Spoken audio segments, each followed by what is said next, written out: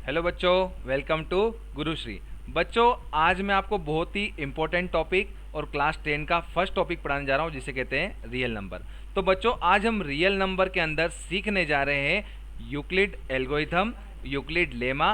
तो Euclid algorithm और lemma के वर्ड को समझने से पहले हम समझ लेते हैं कि एल्गोरिथम और लेमा वर्ड का मीनिंग क्या होता है। तो देखिए बच्चों, जल्दी से स्क्रीन पे आप यहाँ पे देख पा रहे हैं कि क्विक रिव्यू के नीचे एल्गोरिथम और लेमा लिखा हुआ है। तो बच्चों, हम समझते हैं कि पहले एल्गोरिथम और लेमा वर्ड का मीनिंग क्या होता है।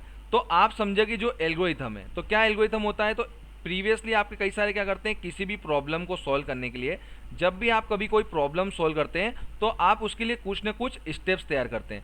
बिना स्टेप्स के तो आप उसे सोल्व नहीं कर पाते हैं। तो वो जो स्टेप्स का जो कलेक्शन बन जाता है, कई सारी स्टेप्स जो आप बनाते हो, उन सारी स्टेप्स की जो सीरीज़ है, उन सारी स्टेप्स का जो कलेक्शन है, वो आपका कहलाता है एल्गोरिथम। हाँ बच्चों, किसी भी प्रॉब्लम को सोल्व करते हो तो जितनी भी स्टेप्स का आप कलेक्शन लेते हो या उसकी सीरीज़ बनाते हो, उसे हम कह देते हैं एल्गोरिथम। चलिए अब हम चलते हैं किसके ऊपर, अब हम चलते हैं ऊपर लेमा के ऊपर के लेमा वर्ड का मीनिंग क्या होता है। इस लेमा वर्ड का मीनिंग जानेंगे। देखना बच्चों, बड़ी ही आसानी से समझेंगे हम इसे लेमा वर्ड के मीनिंग को।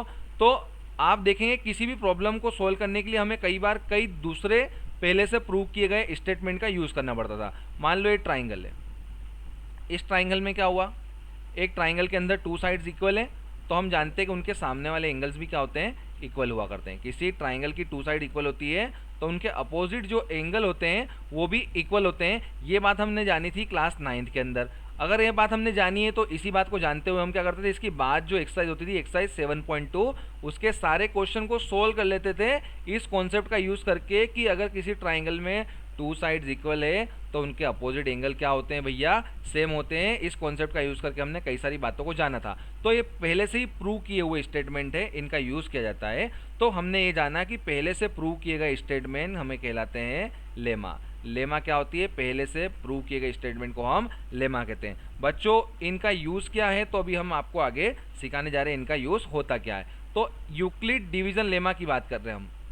तो ये तो लेमा वर्ड का मीनिंग समझ लिया। अब जानो को यूक्लिड डिवीजन लेमा क्या है। यूक्लिड ने कौन सी डिवीजन करने की लेमा बताई है, उसको हम जानेंगे। चलिए देखिए, फिर से व्हाइट बोर्ड पे आएंगे। तो आपने और छोटी क्लास में हम चलते हैं। और छोटी क्लास के अंदर जब आप गए थे बच्चों, तो छोटी क्लास के अंदर आपने क्या सीखा था, छोटी क्लास के अंदर आपने सीखा था बच्चों कि जो डिवाइडेंड होता है, जो आपका डिवाइडेंड होता है, वो डिवाइडेंड क्या होता है बच्चों, वो होता है डिवाइजर इनटू कोशेंट।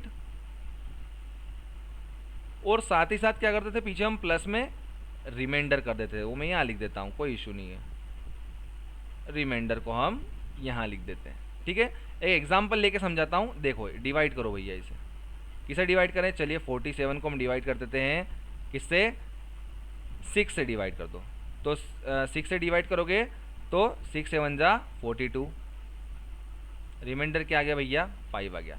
चलो इसको जमा दो इसके अंदर फटाफट से। तो डिवाइडेंड क्या है आपका, 47 है। किसने डिवाइड किया, वो डिवाइडेंड कहलाता है, तो वो है आपका 6। अच्छा, डिवाइड हुआ तो रिजल्ट क्या आया, क्वोशिएंट 7 आया। और रिमाइंडर क्या आ गया बच्चों, जल्दी से लिख दो फटाफट यहाँ पे। रिमाइंडर क्या आ गया आपका, रिमाइंडर आ गया आपका 5। तो बच्चों, ये बात आपने सीखी थी।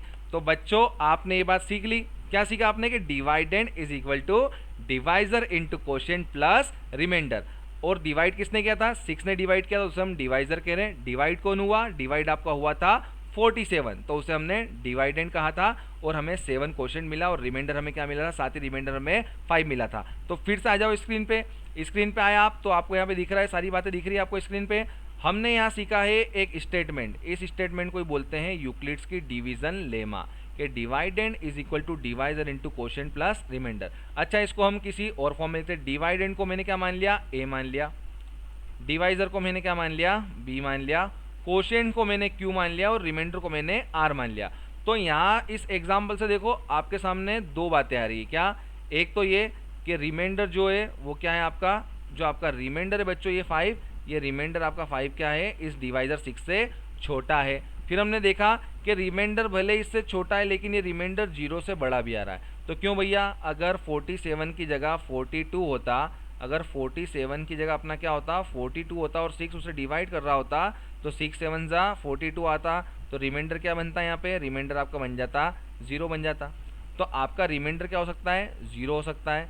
अगर मैं 43 लेता तो रिमाइंडर 1 बनता, 44 लेता तो रिमाइंडर मेरा 2 बनता, 45 लेता अगर 6 से डिवाइड करने के रिमाइंडर मेरा 3 बनता। वैसे ही आगे चलते हम तो रिमाइंडर 4 बन जाता, और 47 तक आए तो रिमाइंडर क्या बन गया, 5 बन गया। अगर अब मैं अगला नंबर 48 ले लेता हूँ, अगर मैं नेक्स्ट नंबर अपना 48 ले लेता हूँ, तो ये 6 8 जा 48 हो गया आपका, और रिजल्ट क्या बन गया आपका, 0 बन गया। ठीक है बच्चों, तो हमारा जो रिमाइंडर है वो 0 होगा, 1 होगा, 2 होगा, 3 होगा, 5 होगा, 4 होगा, 5 होगा।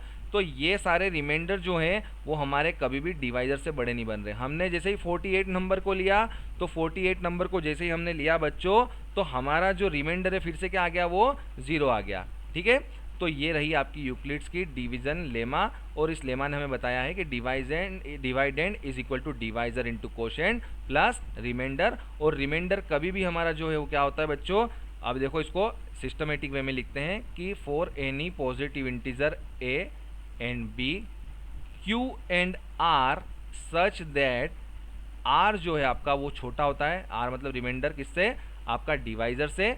ठीक है, और ग्रेटर होता है हमेशा 0 से, या 0 के इक्वल भी हो सकता है।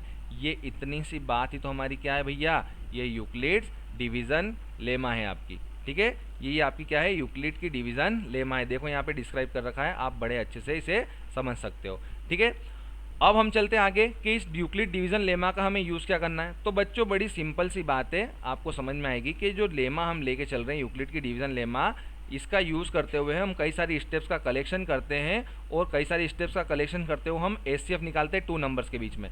तो मान लीजिए एक नंबर मेरा 35 है और दूसरा नंबर मेरा क्या है, 40 है।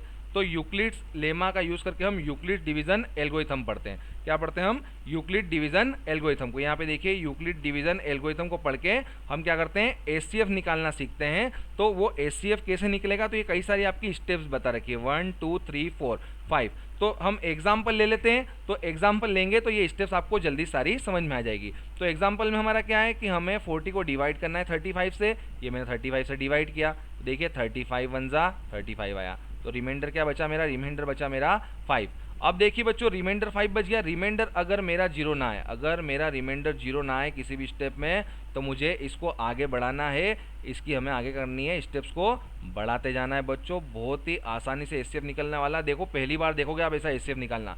तो अगर आपका रिमाइंडर बच जाए तो रिमाइंडर को डिवाइजर बना लो अगली स्टेप में, और पहले जो डिवाइड करने वाला था बनाओ इसको बली का बकरा। तो ये 35 अब बन जाएगा डिवाइडेंड। तो 5 7 जा 35, क्या आ गया रिमाइंडर 0। जिस स्टेप में, पहले स्टेप में हमने देखा रिमाइंडर 0 नहीं आया था, जिस स्टेप में रिमाइंडर 0 आ गया वहाँ जो डिवाइड करने वाला था वो राजा बाबू अपना क्या बन गया, एचसीएफ बन गया। चलो इसको स्टेप्स में लिख के देख लो बच्चों। तो सबसे पहले आपने 40 डिवाइडेंड बनाया था, तो divisor into quotient plus remainder. अगर आपका रिमाइंडर 0 नहीं है तो अगली स्टेप में जो आपका डिवाइजर था बली का बकरा बना दो। तो क्या बन गया आपका, ये आपका बन गया डिवाइडेंड, और डिवाइजर है आपका रिमाइंडर जो कि 5, और आपने डिवाइड किया तो 5 7 जा 35 बन गया, और रिमाइंडर आ गया आपका 0। तो since in the last step the अपना जो क्या है रिमाइंडर जो है वो क्या आ गया है, 0 आ गया है। देयरफॉर इस लास्ट स्टेप में जो अपना डिवाइजर था b, जिसको अपन b से डिनोट कर रहे हैं, वो अपना क्या बन जाता है, एचसीएफ बन जाता है। तो 5 अपना क्या है, एचसीएफ है। यही सारी स्टेप्स किसके अंदर बोली गई है, इस लेमा की जो स्टेप्स है इसके अंदर बोली गई है। देख लो समझ लो कि ए और बी इंटीजर मानना है, इसमें से एक दूसरे से बड़ा होगा, बड़े वाले को डिवाइडेंड बनाओ, छोटे वाले को डिवाइजर बनाओ। फिर क्या करना है, क्यू और आर ऐसे बनाओ कि वो रिमाइंडर और कोशेंट बनेंगे आपके। अगर आपका आर 0 आ जाता है तो लास्ट स्टेप में आपका जो एचसीएफ है वो भी बन जाता है। अगर आर आपका 0 नहीं आता है तो आपको रिमाइंडर को डिवाइजर बनाना है, और बी जो आपका डिवाइजर था उसे अगली स्टेप में डिवाइडेंड बना दोगे। बस इस स्टेप को कब तक रिपीट करना है, जब तक कि 0 नहीं आ जाए। देखो हमने सेकंड स्टेप में इसको 0 लेके आ गए थे रिमाइंडर को, सेकंड स्टेप हमारा रिमाइंडर 0 आ गया था तो हमारा डिवाइजर क्या बन गया था, 5 बन गया था। तो ये जो कलेक्शन आपने लिखा है ये आपका क्या है, यूक्लिड डिवीजन एल्गोरिथम। तो बच्चों इसी तरीके से हम सारे क्वेश्चन को सॉल्व कर सकते हैं, हम उनके क्या कर सकते हैं, एचसीएफ निकालते हैं इस बढ़िया से आसान तरीके से जिसको हम कहते हैं यूक्लिड्स डिवीजन एल्गोरिथम। तो बच्चों आशा करता हूँ आपको आज का ये वीडियो पसंद आया होगा। तो इसी के साथ आज के वीडियो को हम विराम देंगे, ठीक है। तो have a nice day, Gurushree.